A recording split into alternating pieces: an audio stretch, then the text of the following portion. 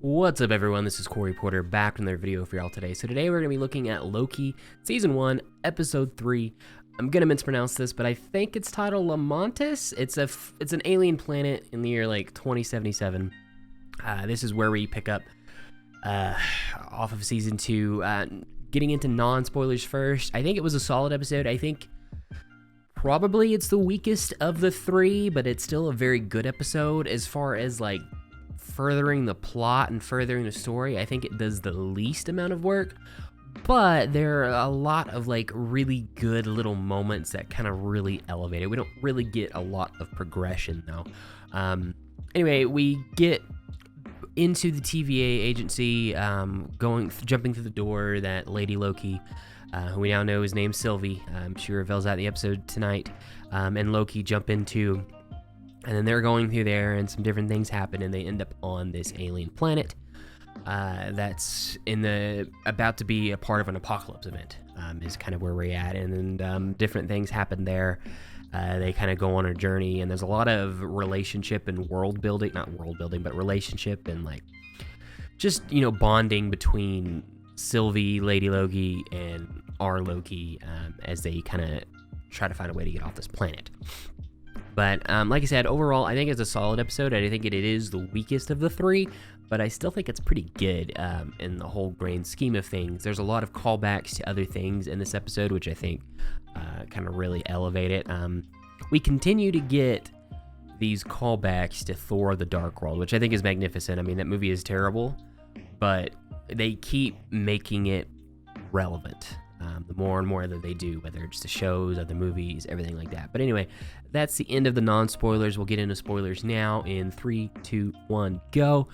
So, in Lamantis, we get our Loki attack into the TVA. They get ambushed, and then they have to bail out. There's a really fun scene where Sylvie goes to use her enchantment powers on one of the guards, and it like sparks and it doesn't work. Because obviously we know that Loki can't use his magic, and so now we get that confirmation from her that she can't use her magic either. So that's nice. So we move on from there. We ended up seeing the judge. She kind of ambushes them, and so Loki uses the little launch pad and shoots them out of somewhere. They end up on this really like purple themed planet, which is actually like it looks really cool. And then we find out that the little launch pad doesn't have any batteries left, so they can't get out of there. And then Sylvie explains that, yeah, this is an apocalyptic event. The moon is about to crash into this planet, and everybody's going to die. So that's where we are now. And then, like I said, there's a lot of little bonding as Loki and Sylvie kind of travel around. We find out that Sylvie doesn't want to be called Loki. She doesn't want to be called Variant. Her preference is Sylvie. She's changed her name to Sylvie, as she kind of explains. So we kind of go through, and then we have these conversations about how Loki learned how to do his magic, and Loki explained it's from his mother, Freya, and then Sylvie explains that she kind of taught her own self some magic. Loki gets into a lot of his backstory. The stuff weird, he kind of talks about a lot of it.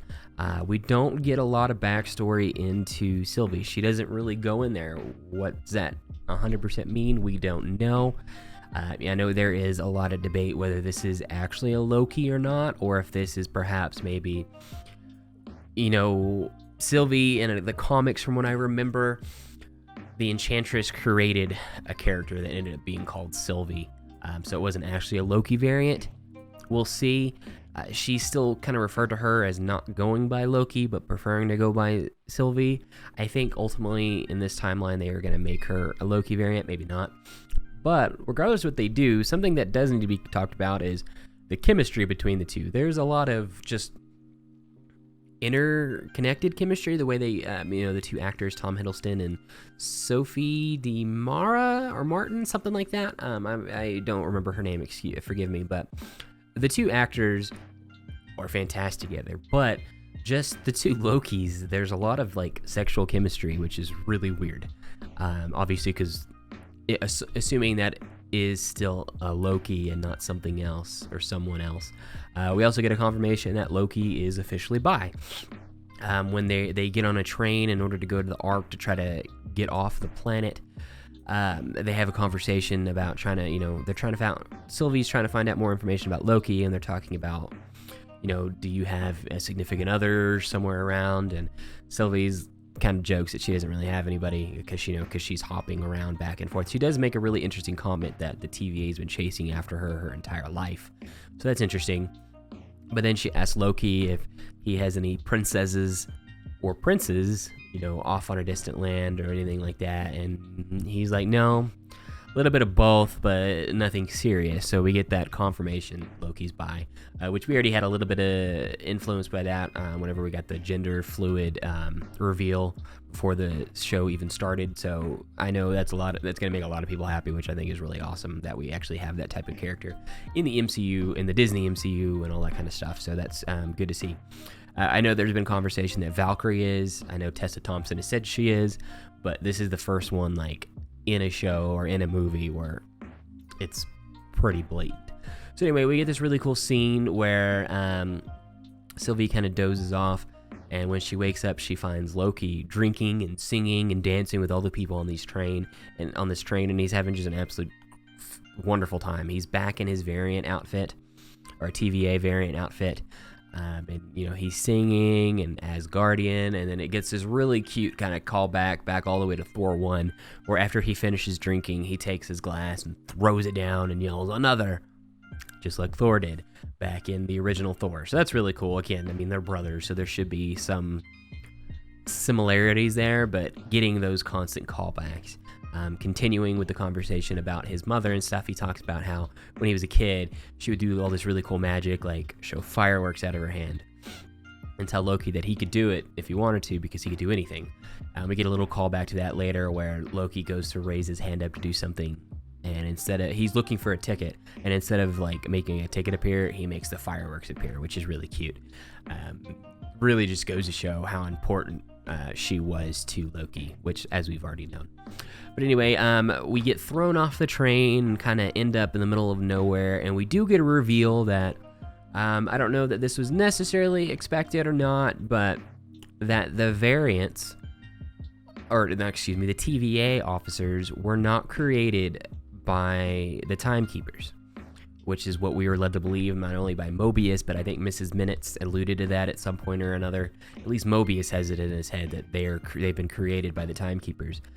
Sylvie reveals that when she was enchanting the TVA officer that she had kidnapped in the previous episode, that she went into her brain and into her mind and her memories in order to recreate things that she had seen to make her more comfortable. And she said she'd recreated something that had happened hundreds of years ago. And Loki kind of stops her and is like, "What are you talking about?" She's like, "Oh yeah, well, she liked margaritas and she was at this bar and everything like that." And that's when it clicks for Loki. And he's like, "You mean they're not created by the Timekeepers?" And Sylvie's like, "No, they're variants just like us." And then Loki kind of has this moment. He's like, "Well, they don't know that." And so we kind of leave that off, and they go on. They make it to where this city or this little encampment is right before they're about to get to this arc that's going to blast off into outer space, where they're hoping is going to get them off the planet. But before they can get there, ultimately it is destroyed. So we're kind of left in limbo on how our Loki and Sylvie are going to get off this planet. The imagery on the planet is really cool. It's a very purple-hued planet. There's a lot of pretty purple colors, and there's some blues and pinks and everything like that. It's a very neon-esque looking planet. Overall, it's just really, really exciting. But again, guys, I think this episode was super solid. I do think it's not quite as strong as episode 1 or particularly episode 2, which I really enjoyed, because this one doesn't quite move the plot super long. It's also the shortest of the 3 episodes. I think the official time was 42 minutes, but 6 minutes of those are credits. I think it's actually only 36 minutes, so it's a good 15-20 minutes shorter of the other 2 episodes, something like that. And in a 8 or 9 episode season, it'd be one thing, but this season's only 6 episodes, I believe, so we only have 3 more. So having this kind of filler episode in the middle does kind of slow the pace down. We got a little bit of that in Captain Falcon and Falcon and the Winter Soldier, and then in WandaVision, where in such a short season they have these I wouldn't quite say filler episodes, but not these ones that really progress the storyline. We do get the little hints about the TVA not having, or actually being normal people at one point. So we do get that, so that's fun. So that does help kind of progress some things, but we're not quite getting there just yet. But anyway, guys, that is it. Let me know what you think about the episode down below, and we will see y'all next time.